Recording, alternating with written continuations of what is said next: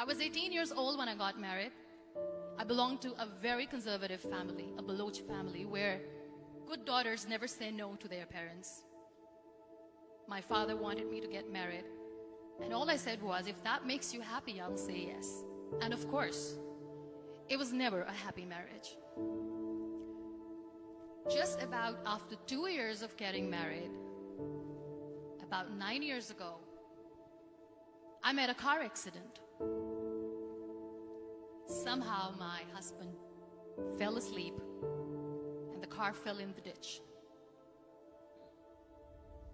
He managed to jump out, saved himself. I'm happy for him. But I stayed inside the car and I sustained a lot of injuries. The list is a bit long. Radius ulna of my right arm were fractured. The wrist was fractured. Shoulder bone and collarbone were fractured. My whole rib cage got fractured. But that injury that changed me and my life completely was the spine injury. Many people came to rescue. They gave me CPR.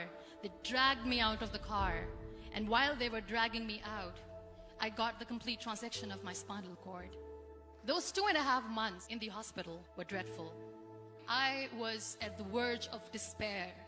One day, doctor came to me and he said, well, I heard that you wanted to be an artist, but you ended up being a housewife. I have a bad news for you. You won't be able to paint again. Next day, doctor came to me and said, your spine injury is so bad, you won't be able to walk again. I took a deep breath and I said, it's all right. Next day, doctor came to me and said, because of your spine injury and the fixation that you have in your back, you won't be able to give birth to a child again.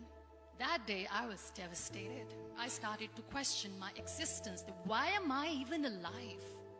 So what kept me going was, one day I asked my brothers, I know I have a deformed hand, but I'm tired of looking at these white walls in the hospital and wearing these white scrubs.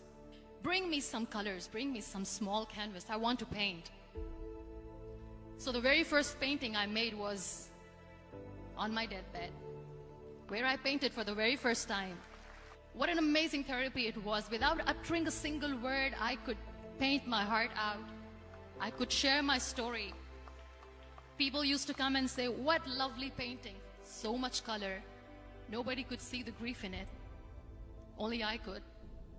And that day I decided that I'm going to live life for myself. I am not going to be that perfect person for someone. I am just going to take this moment and I will make it perfect for myself. That I'm going to fight my fears.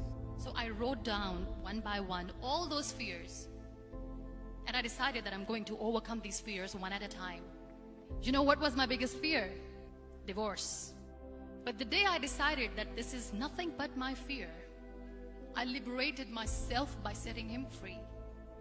And I made myself emotionally so strong that the day I got the news that he's getting married, I sent him a text that I'm so happy for you and I wish you all the best. And he knows that I pray for him today. Number 2 was, I won't be able to be a mother again. And that was quite devastating for me. But then I realized there are so many children in the world, all they want is acceptance.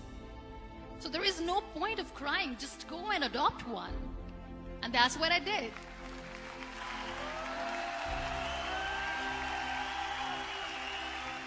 I gave my name in different organizations, different orphanages, and I waited patiently. 2 years later, I got this call from a very small city in Pakistan. I got a call and they said, are you Muniba Mazari? There is a baby boy and would you like to adopt?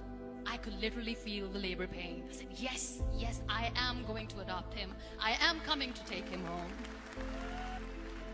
And that day, Niall was 2 days old, and today he's 6. You know, when you end up being on the wheelchair, what's the most painful thing?